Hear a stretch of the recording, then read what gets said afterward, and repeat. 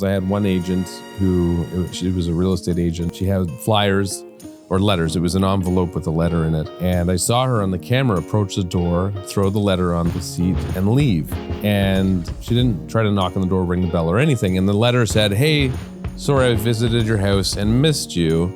My name is so-and-so, da-da-da-da-da." And I'm like, that's pathetic. Like, you didn't even try to knock on the door. No. Hey, everybody. Welcome to episode 337 of the Real Estate Podcast. Today, Ariel and I are talking about door knocking. Is it a faux pas? Chime in. Let us know your thoughts. Enjoy. Welcome to the Real Estate Podcast, your go-to source for raw, unfiltered stories and expert tips. Whether you're a buyer, seller, tenant, landlord, or realtor, join us as we dive into the world of real estate.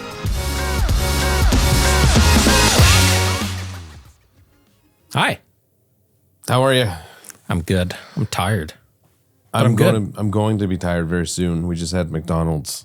You had McDonald's for lunch? Yeah. Well, it was for Easter. Alicia had these plastic eggs that come apart, and she put, I won't take any credit for it. She put coupons. She made all these coupons and put coupons in them for various things. Yep. And this coupon that McKenna redeemed today was lunch with mom and dad. So we picked her up from school and went to McDonald's. What'd you have? Spicy chicken, crispy chicken combo, some sort. So chicken sandwich, fries, and a Coke? Yeah, no water. I wanted to be healthy. I find I can't drink water with some meals like that. Like I need something for sure. carbonated. Like a Coke goes down a lot better. Yeah. Yeah. Maybe you should have had the Coke. Then you wouldn't be so tired. Maybe. That's not a bad idea, actually. Yeah. But I feel like that stuff, I haven't eaten that for a long time. We have a Red Bull here. That's not a bad idea either. But I haven't eaten that for a long time. And it doesn't sit well. And then I'm going to be hungry again in 20 minutes.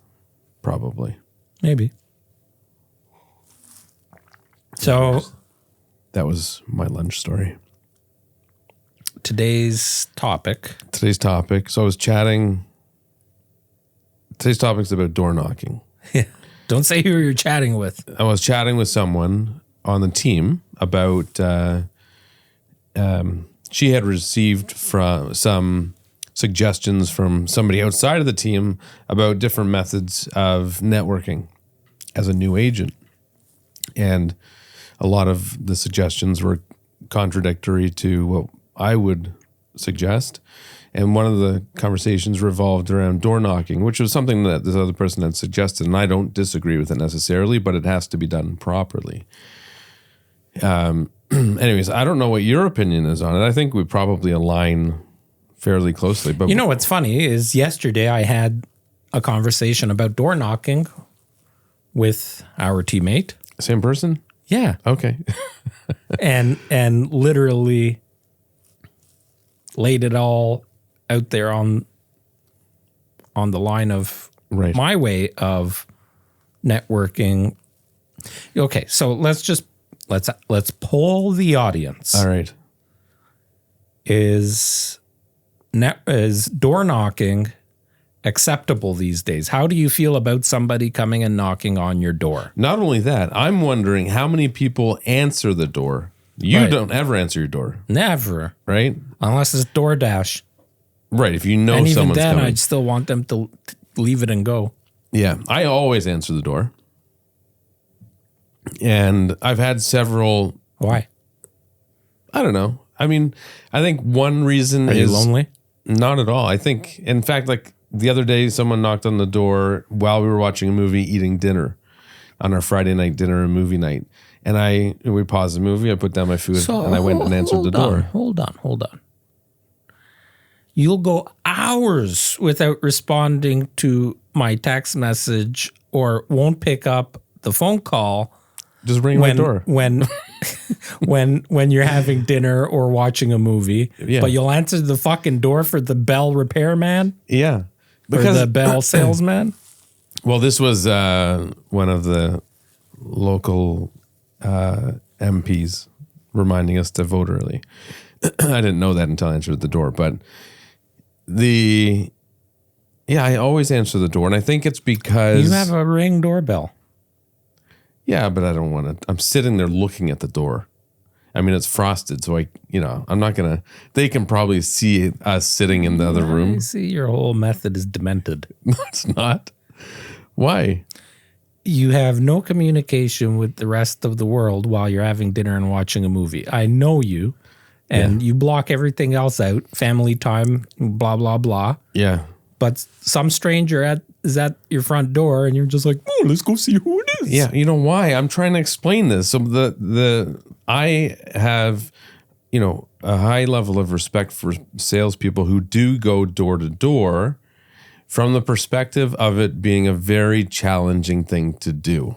Right. Right? Like it's very hard. And it can be very discouraging. It can. When people are met with someone who is rude to them, slams the door in their face, whatever. We've had it happen to us. Yes. And it can be very discouraging. Many times. So I think the salesperson in me respects their position. So I answer the door. I don't think I've ever been sold on something, but I give them their time to give me their spiel, whatever. And then I'll usually politely decline, but I'll always commend them and say, hey, I know this isn't easy to do. Good job for you. Keep it up. Something nice. Because they're probably met with a lot of confrontational people and rude people and whatever. So I think that's why I answer the door. And it's Does your wife answer the door? Never. Never. No, but I give her a hard time too. I'm like, answer the door. Like, we need human interaction. It's nice to meet people and put a smile on someone's face. You know what I mean? That's how I feel. Would you encourage her opening the door when you're not there? Yeah. Really? Yeah. I don't have that mentality that people are out to get you. I think 99.9% of the population is good. They have good intentions. Until you meet the 0.1%. You probably never will. Right. Probably never will. That's how I see it. And I feel like that's what our followers are going to comment on. Maybe right there. If you, in my mind, if you live life like that, it's sad. That's how I interpret it. Because of if you look at the odds, like why would you lean towards? Because what is, as a homeowner, what's on the other side of the door that I am not expecting that's actually going to be something of value? Human interaction. I'll go to the bar. I'll go to the restaurant. I'll go bowling. I'll walk down the street to the dog park. I'll take my kids to the playground. I'll go to Sobeys and stand there like a moron and ask somebody if the orange is ripe. Human interaction. I like it. Take a class. I enjoy it. Go to Sheridan College. Take a night class. I like it. I find it interesting too to see how people handle themselves from a sales perspective. So the sad part is most of those people that are going door knocking are coming up with their own scripts, doing what they think is right. They've not been trained properly. Agreed. And that's where a lot of it fails. Yes. I had, some examples. I had one agent she was a real estate agent. She had flyers or letters. It was an envelope with a letter in it. And I saw her on the camera approach the door, throw the letter on the seat and leave. And she didn't try to knock on the door, ring the bell or anything. And the letter said, hey, sorry, I visited your house and missed you. My name is so-and-so, da-da-da-da-da. And I'm like, that's pathetic. Like, you didn't even try to knock on the door. No, you didn't have any intentions of talking to me. Right. And even if you did, probably wouldn't have gone over well anyways. Right. And then not long ago, there was a Rogers guy who was trying to sell me on switching to Rogers. And he was very aggressive. And I had to tell him to fuck off because he just wouldn't stop. I think I actually answered the door to that guy. Oh, really? Yeah. Yeah. He was very persistent, like in a rude manner. Like he didn't handle himself well. I guarantee it's the same guy. Yeah. And I was just like, read the room, buddy. I've asked you to leave. And I was very direct with him. And then he finally left. But he didn't handle himself well. Yeah. So, yeah, he was abrasive and combative. Yeah. But there's some people that are like, nice personality. They're very well spoken and polite. And I usually decline, but I commend them on their efforts. So I don't know of what can possibly be offered in a door knocking situation where somebody in today's day and age needs you, wants you, I know what you would be sold on. Me? Yeah. What? Hey, I'm Jim from Jim's Roofing Company. I've got 3 houses on the street that I'm doing quotes for. Would you like a price at the same time? If we get several on the street, maybe we'll work out a good deal. I already have that in the works because I know a roofer. Well, listen, I'm not just going to hire. hire. Anyways, doesn't cost you anything, but it doesn't even cost you any time. If you're open to it, I'll spend the next 10 minutes just working on a quote, and I'll get it over to you. Okay, give me a quote. Okay. See, that was worth answering the door. Was it? Yeah. I'm not going to do anything with that quote. I can assure you that. But I think Jim's Roofing Company may have a deal there. Well, Jim or window washing, like all these Jim things. might get some deals. He will. That's the point. Yeah. And window washing companies, or you watch those TikToks of the guy going around and pressure washing people's driveways and sidewalks and lawn care. Like if I was in lawn care, I'd be going around offering some kind of spring fertilization and what do you call it when you pull the plugs from the aeration? Yeah. Sure, is there, but maybe at the right, like you coming around and asking me to switch Kojiko to, or whatever service I'm on, to Rogers. That's, yeah. Like, seriously? And they ask questions like, how much are you paying? Right. And all these, I'm like, and things that I wouldn't tell them anyways. Yeah. And they're persistent about asking for it. And it's very intrusive. Like, who's your internet provider now? Right. Like, none of your fucking business. Yeah. Yeah. So what's your home address? It's like that Seinfeld episode where I know you don't watch Seinfeld or never have really, but... well, I certainly don't remember quotes like everybody else does. Yeah. So it's a thing here around the office. We quote Seinfeld quite a bit. Some of us. Some of us. Well, there's 15 of us now, so it's like easier to do. So Jerry's picking up the phone and it's a telemarketer, and he says, well, I don't have time right now, but give me your home number and I'll call you later. And the telemarketer says, oh, I guess you don't want people calling you at your house. And he says, yeah. He says, now you know how I feel, and hangs up the phone. That's a good way to handle it. I like that.